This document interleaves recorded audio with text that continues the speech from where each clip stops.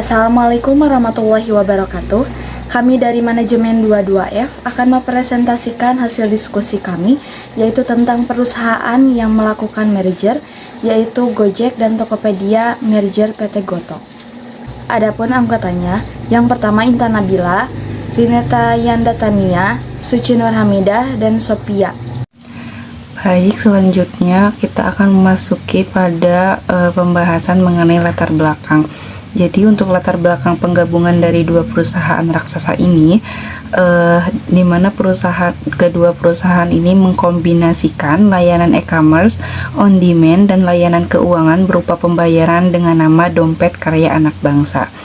Nah, dengan layanan tersebut tentunya akan memperbanyak pedagang yang dapat mencakup konsumen yang lebih banyak dan memiliki akses data yang dapat dikelola sebagai sumber untuk pendapatan baru. Kemudian dalam perjalanannya, PT Goto ini didukung oleh investor dari perusahaan ternama antara lain seperti Alibaba Group, kemudian juga Astra International, terus BlackRock, Capital Group, dan Facebook, Google, dan masih banyak perusahaan-perusahaan besar lainnya yang turut serta mendukung dari merger kedua perusahaan yang sangat besar ini.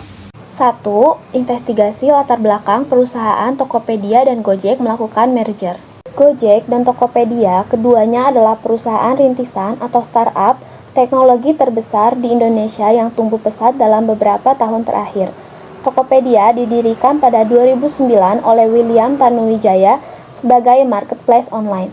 Tokopedia berhasil menjadi marketplace terbesar di Indonesia, sedangkan Gojek didirikan pada 2010 oleh Nadiem Makarim sebagai layanan transportasi ojek online. Gojek kemudian berkembang menjadi super aplikasi dengan berbagai layanan on demand. Kedua startup ini memiliki visi serupa, yaitu memberdayakan umat manusia melalui teknologi. Mereka melihat peluang sinergi dengan menggabungkan kekuatan masing-masing. Merger dilakukan untuk memperkuat ekosistem digital Indonesia dengan mencontoh kesuksesan perusahaan teknologi Tiongkok seperti Alibaba, Tencent, dan Meituan. Dengan bergabung, Tokopedia dan Gojek bisa saling melengkapi kekuatan di berbagai lini bisnis, seperti e-commerce, vintage, teknologi, transportasi, dan sebagainya. Tujuan akhir adalah membangun grup teknologi nasional yang dapat bersaing di pasar global dan memberikan dampak sosial positif yang besar bagi Indonesia. Selanjutnya, di sini kita masuk ke pertanyaan nomor 2, yaitu analisa keterkaitan antara merger yang dilakukan oleh Goto terhadap profitabilitas perusahaan, EPS, harga saham perusahaan, dan nilai perusahaan. Yang pertama, di sini ada profitabilitas perusahaan Goto. Tabel di samping menggambarkan situasi profitabilitas yang diukur menggunakan ROA dan ROE PT Gojek Tokopedia Goto Tbk.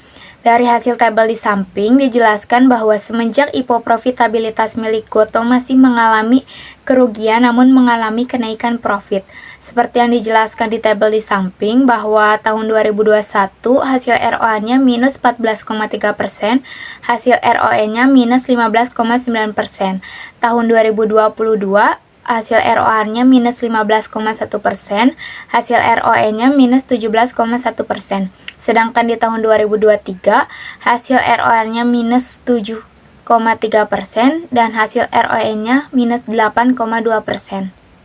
Selanjutnya ada earning per share.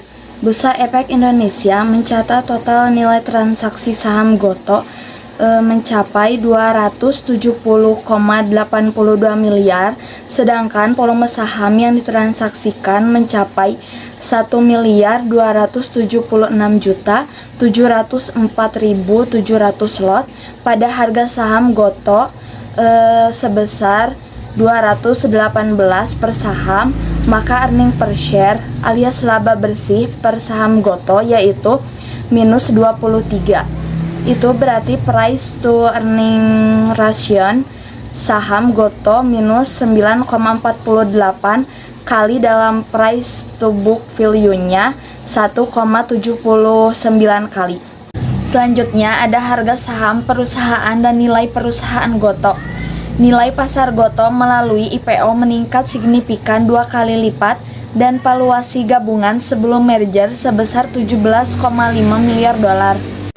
Berikut ini ada lanjutan dari harga saham perusahaan dan nilai perusahaan Goto. 3. Analisa persepsi publik terhadap merger yang dilakukan oleh Goto. Umumnya, masyarakat menyambut positif merger ini karena dianggap dapat meningkatkan layanan dan inovasi dari kedua perusahaan.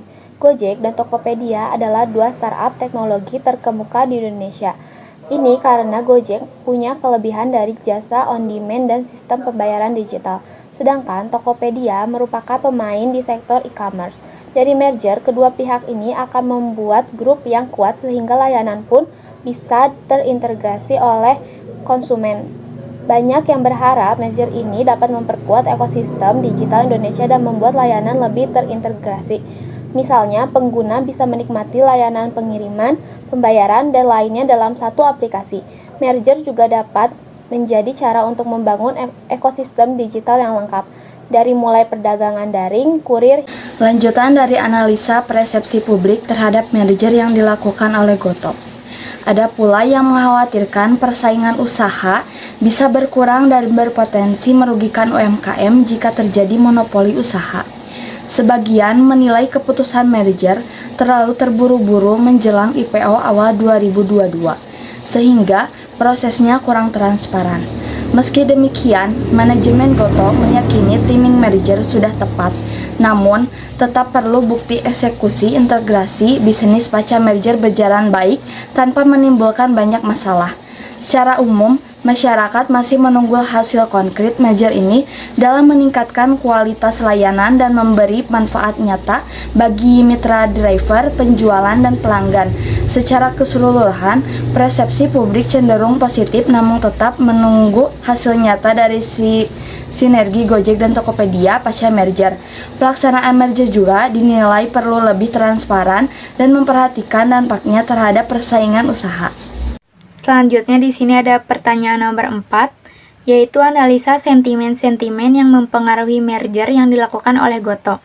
Di sini ada sentimen positif, yaitu yang pertama, harapan sinergi bisnis dan inovasi layanan lebih baik.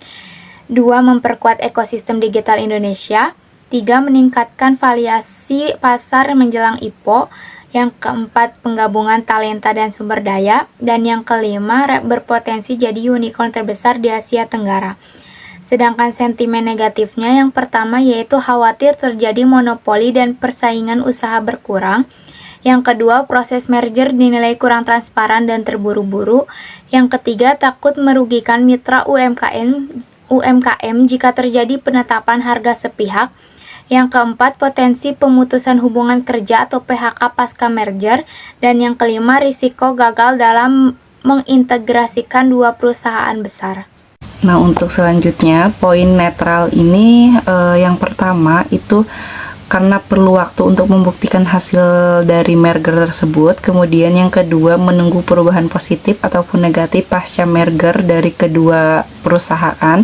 Kemudian yang tiga adalah pemerintah perlu memastikan tidak terjadi praktik monopoli terhadap merger dari kedua perusahaan tersebut. Sekian yang bisa kami sampaikan. Mohon maaf bila ada salah dan kekurangan. Wassalamualaikum warahmatullahi wabarakatuh.